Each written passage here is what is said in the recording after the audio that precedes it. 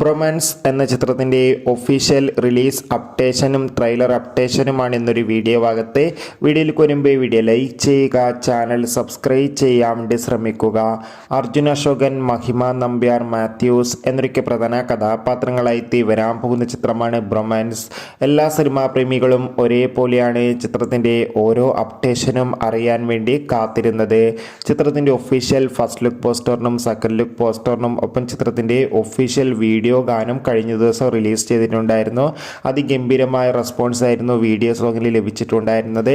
അങ്ങനെ finally bromance എന്ന ചിത്രം ഈ വരുന്ന 2025 ഫെബ്രുവരി മാസം 14-ാം തീയതി തിയേറ്ററുകളിൽ എത്തുമെന്നാണ് റിപ്പോർട്ടുകൾ സൂചിപ്പിക്കുന്നത്.